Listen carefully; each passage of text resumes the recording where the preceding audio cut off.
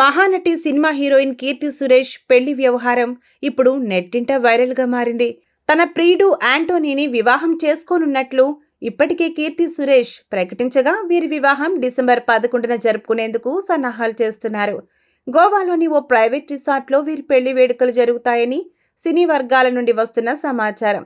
దీనిపై ఇంకా పూర్తిగా క్లారిటీ రావాల్సి ఉన్నా పెళ్లి మాత్రం అంగరంగ వైభవంగా జరుపుకునేందుకు హీరోయిన్ కీర్తి సురేష్ సిద్ధమైనట్లు సమాచారం. కొత్త ఇల్లు కడుతున్నారా? మీ పొలానికి నీళ్లు పారాలా?